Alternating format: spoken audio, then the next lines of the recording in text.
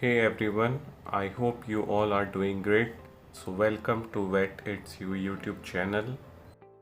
In this video, we will discuss about the zoo animal production and management, an important topic from the livestock production and management.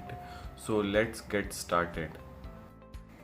Here, simply as the name suggests, zoo animal production and management, it simply implies that how the animals are kept in a zoo and their production and management processes are being managed. Now, talking about a zoo is basically a facility in which animals are housed within an enclosure cared for and displayed to the public. I think many of you have might visited the zoo. So as I stated earlier, the zoo is just a place where different wild animals are kept in a captivity or the surrounding. They have been taken care of with the proper management practices and are visible to the public.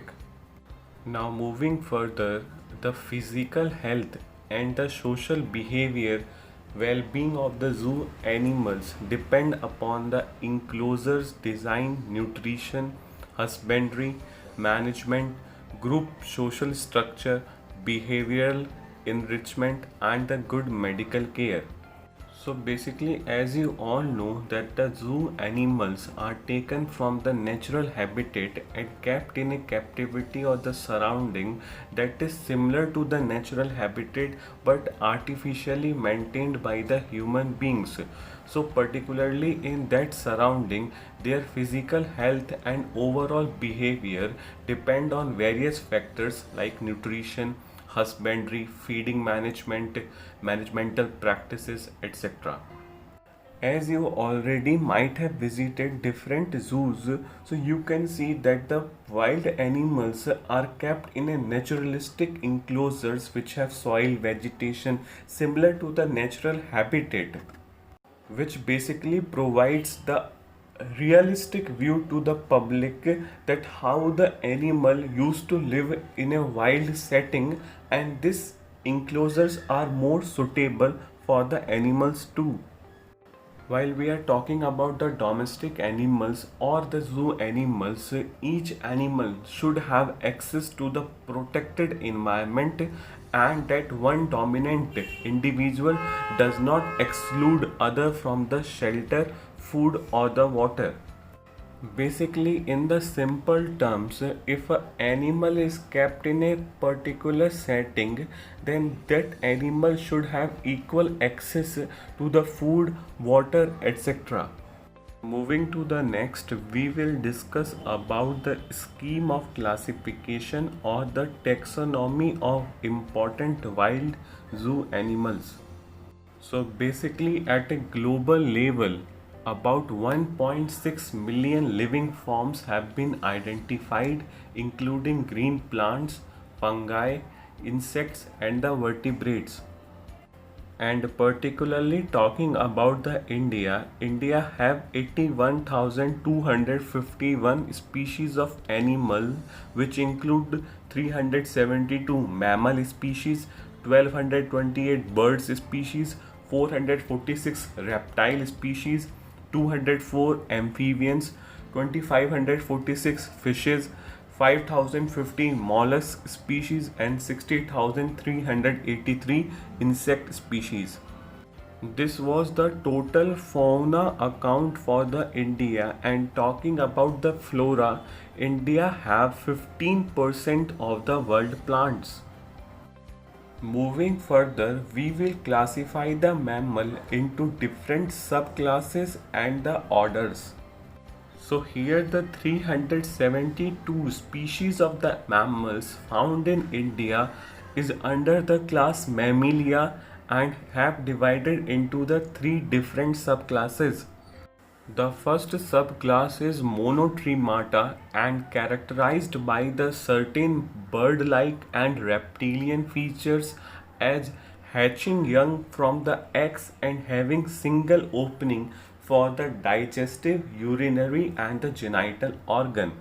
And for example, you can note down the spiny anteater. The next subclass is marsupials. So basically they are the mammals in which the female typically has a pouch in which it rears its young ones through early infancy. For example, you can note down the kangaroo and the koala bear. And the last subclass is Eutheria, which have been divided into 12 different orders, and we will discuss about those orders in the upcoming slides.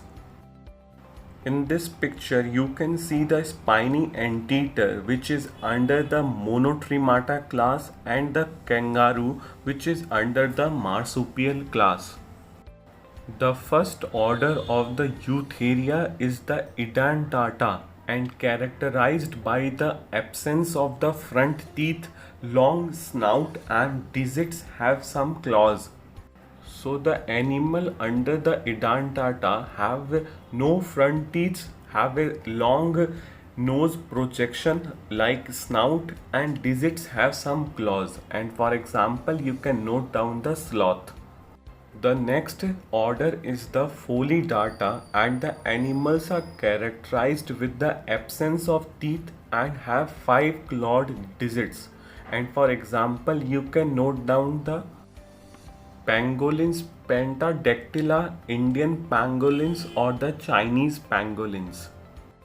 Here you can see the sloth, which is included under the Edentata order, and the pangolin Pandactyla, that is under the Pholidata.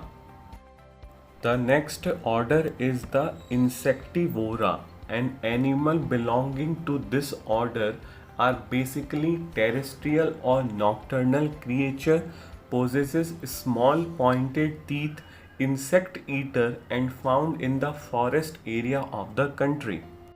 For example, you can note down the Indian tree shrew, Himalayan tree shrew or the long-eared hedgehog.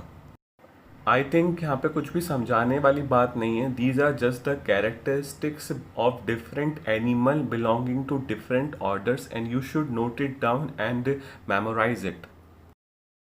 Here you can see the picture of the Indian tree shrew that is included under the Insectivora order.